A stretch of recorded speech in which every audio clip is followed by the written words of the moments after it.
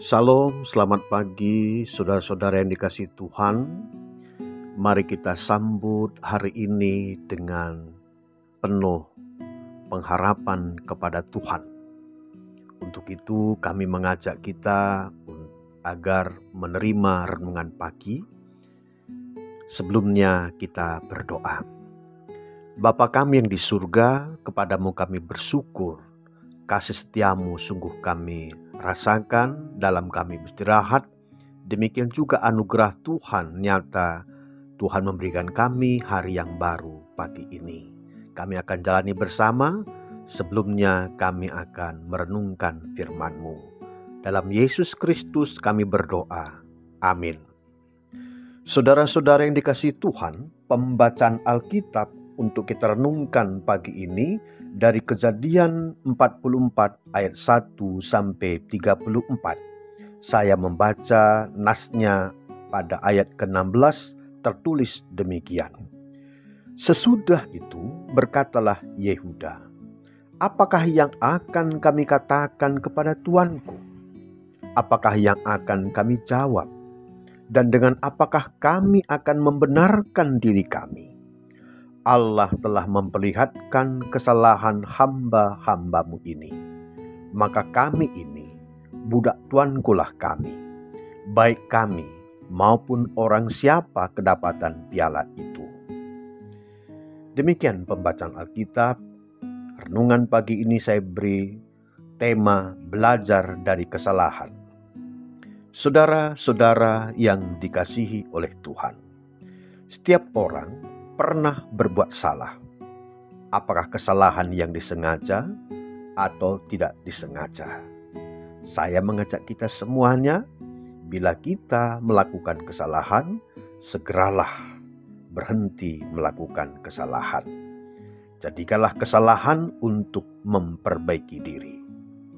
Saudara, pasal sebelumnya menceritakan bahwa Yusuf dengan diam-diam menyembunyikan cawan perak milik raja ke dalam karung saudara-saudaranya yang membeli makanan ke Mesir.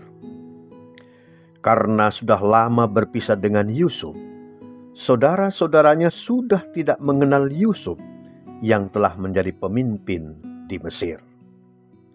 Ketika saudara-saudaranya ini berangkat pulang kembali ke Kanaan, Yusuf menyuruh pemimpin yang mengurus rumahnya agar mengejar saudara-saudaranya dengan menuduh mereka semua telah mencuri cawan perak tersebut. Saudara-saudara Yusuf sangat terkejut dan takut dihukum karena merasa tidak mencuri. Mereka bersumpah bahwa mereka tidak mencuri cawan perak tersebut dan siap menerima hukuman jika terbukti bersalah telah mencuri. Setelah karung-karung mereka digeledah satu persatu dengan teliti, akhirnya cawan itu ditemukan dalam karung Benyamin, adik bungsu mereka. Yusuf sebagai pemimpin yang berkuasa di Mesir menegur saudara-saudaranya ini. Yehuda mewakili saudara-saudaranya tidak mengelak karena sudah terbukti bersalah.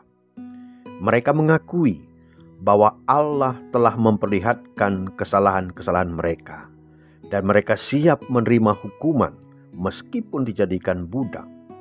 Tetapi Yusuf tidak menghukum mereka semuanya, melainkan disuruh pulang kembali ke Kanaan. Hanya Benyamin yang diminta agar tetap tinggal di Mesir bersama Yusuf. Yehuda memohon kepada Yusuf agar Benyamin juga ikut kembali pulang dengan menceritakan keberadaan keluarga mereka di Kanaan, di mana Yakub ayah mereka sangat menyayangi Benyamin dan akan mati jika berpisah dengan Benyamin. Dalam hal ini Yehuda menawarkan dirinya saja sebagai pengganti Benyamin yang tinggal menjadi budak Yusuf di Mesir. Sementara Benyamin agar diperbolehkan bersama saudara-saudaranya yang lain dapat kembali pulang ke Kanaan. Yehuda mengakui kesalahannya dan bersedia berkorban untuk kebaikan dan keselamatan ayah dan saudara-saudara mereka.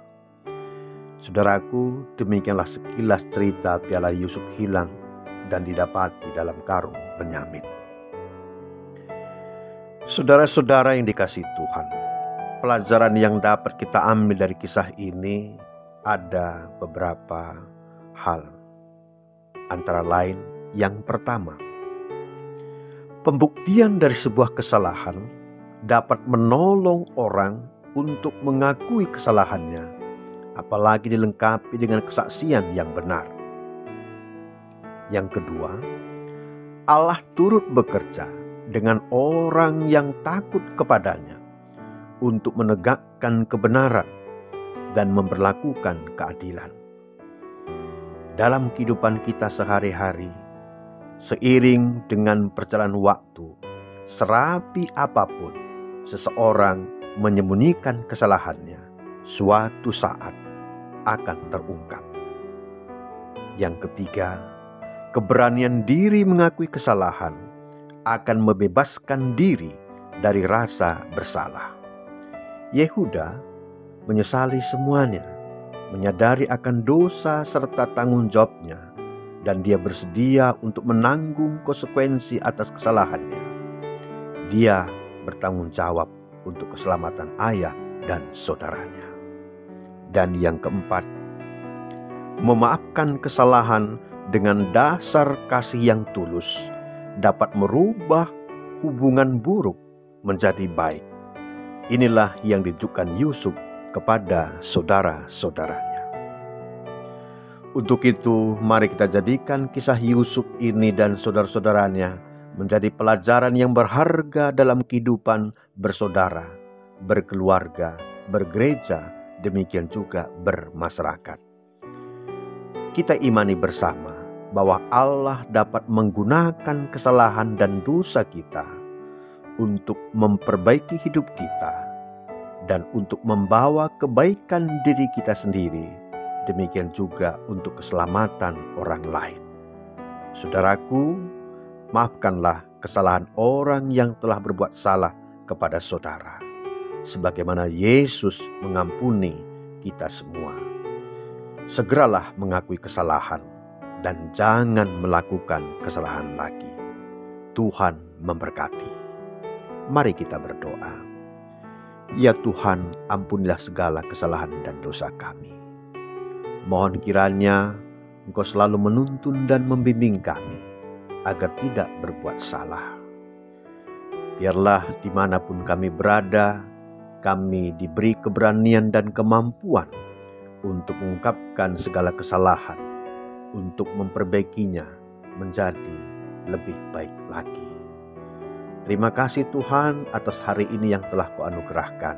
Kami akan beraktivitas, menunaikan tugas dan tanggung jawab kami. Dalam Yesus Kristus kami berdoa dan bersyukur. Amin. Selamat beraktivitas, Tuhan memberkati.